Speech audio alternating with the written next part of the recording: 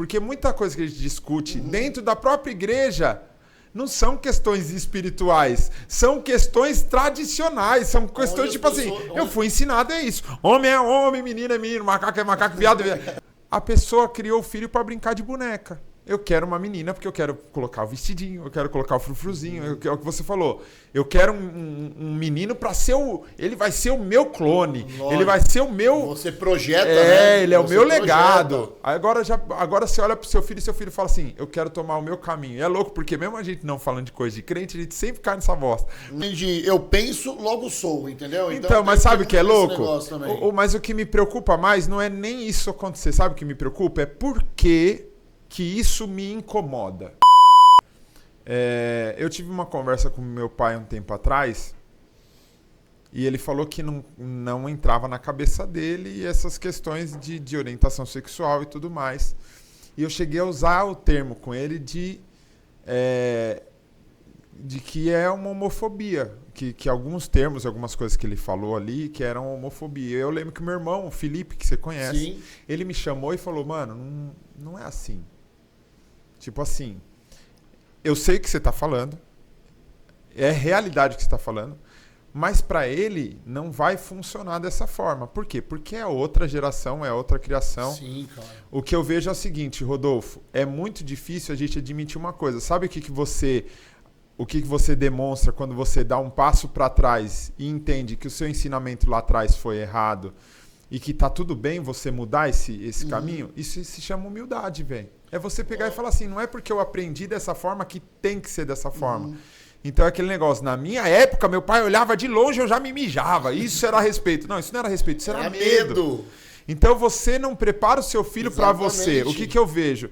Tem muita gente que nem sabe que na real é caprichosa pra caramba. Como assim? A pessoa criou o filho para brincar de boneca. Eu quero uma menina porque eu quero colocar o vestidinho, eu quero colocar o frufruzinho, é o que você falou. Eu quero um menino para ser o... Ele vai ser o meu clone, lógico. Ele vai ser o meu... Você projeta, né? Ele é o meu legado. Agora você olha pro seu filho e seu filho fala assim, eu quero tomar o meu caminho. É louco, porque mesmo a gente não falando de coisa de crente, a gente sempre cai nessa bosta. Porque é exatamente sobre esses assuntos, porque é um pouco sobre isso. É o lance da liberdade...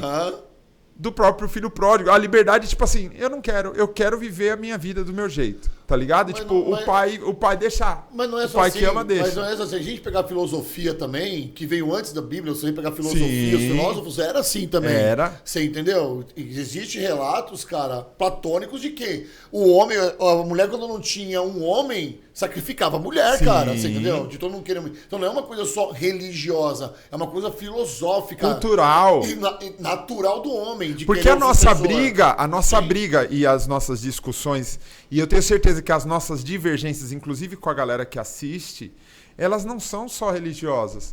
Elas são culturais, Rodolfo. Porque muita coisa que a gente discute dentro da própria igreja não são questões espirituais, são questões tradicionais, são questões tipo assim, eu fui ensinado é isso. Homem é homem, menino é menino, macaco é macaco, viado é viado. Porque você veio dessa geração que era a geração sim, poucas ideias que você falou. Eu não acho problema nenhum em rever algumas coisas e entender que tem contexto, tem época, tem geração e é louco, porque não é porque eu falo sim para uma coisa para minha filha, que eu vou falar sim para absolutamente tudo para ela. Exatamente. Então é fraco demais isso. O pessoal que quer ser cachorro agora. É uma cultura... a gente tá na cultura também de eu penso, logo sou, entendeu? Então mas sabe o que é louco? Mas o que me preocupa mais não é nem isso acontecer. Sabe o que me preocupa? É por que isso me incomoda. Por que isso me incomoda? No fundo é isso. Mas essa é a sabe por quê? Porque se eu vejo um cara que se veste de cachorro, late e cheira o próprio rabo, eu vou ficar com pena desse cara, eu vou querer entender. Eu não vou querer questionar e falar, que imbecil. Mano, por que ele pensa dessa forma? Porque é o seguinte, Rodolfo, você que me conheceu pessoalmente, você sabe que eu tenho vários problemas pessoais que não estão associados ao uso de droga, por exemplo, ao uso de bebida, à compulsão. Sim, eu nunca fui viciado em jogo, eu nunca fiz... Sim. Só que eu não deixo de ter problemas, porque todo mundo tem.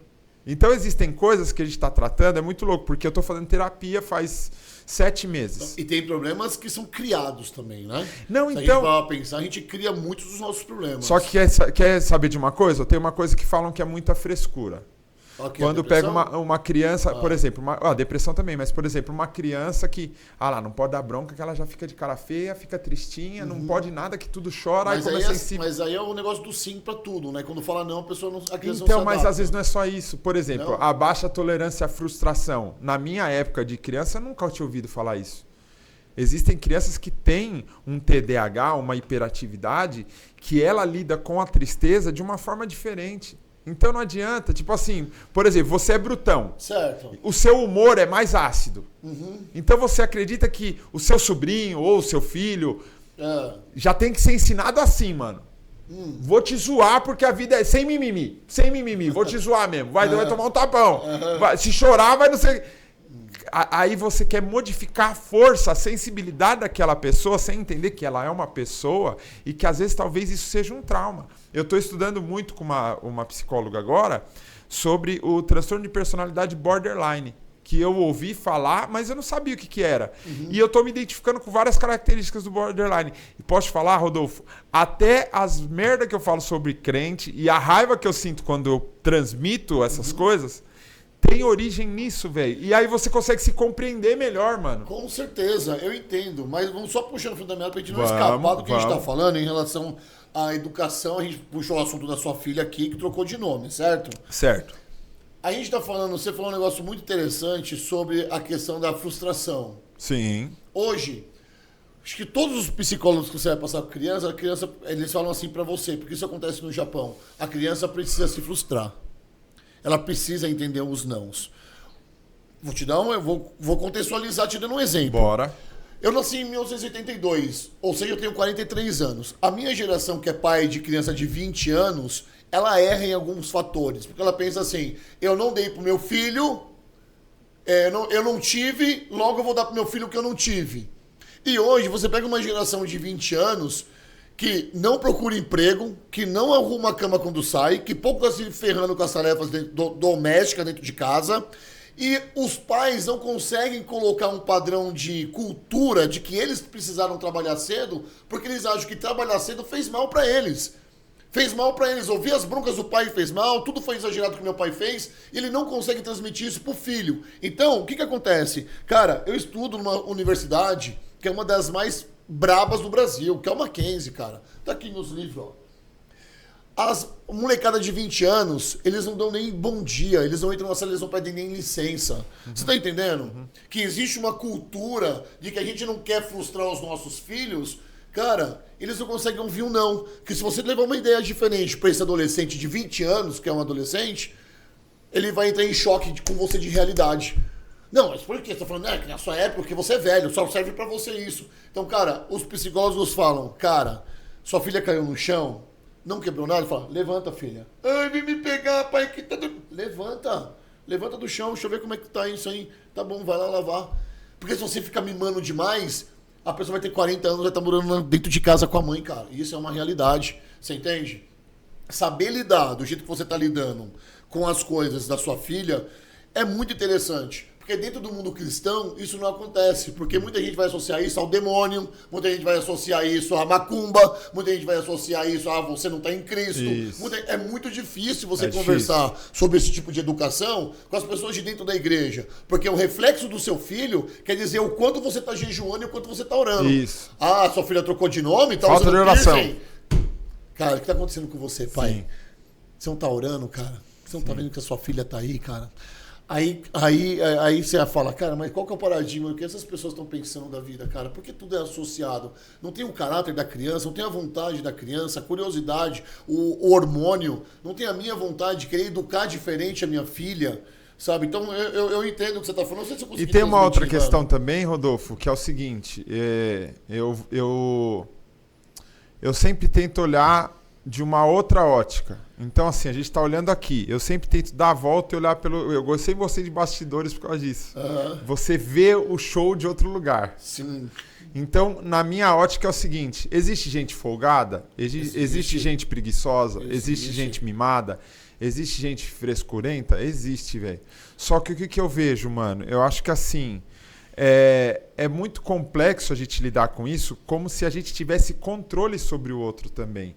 Então, se a gente parar para pensar, tem muito pai que, na verdade, ainda continua com esse lance de querer o que ele quer. É o que ele projetou para o filho. Não, criei meu filho para isso, para ele me sustentar, para ele ser isso, para ele ser aquilo. E às vezes não é isso que resolve. O que eu vejo? Que a geração mais atual, ela também está saindo de uma visão que a gente foi ensinado lá atrás, muito exploratória também. Então, assim, a pessoa... Será que o jovem de hoje é folgado demais? Ou será que os velhos eram explorados demais? Então, hoje, eu acho que a gente está precisando... Sabe que eu acho que essa mudança geracional ainda está precisando de um equilíbrio para chegar no lugar certo, que é o seguinte.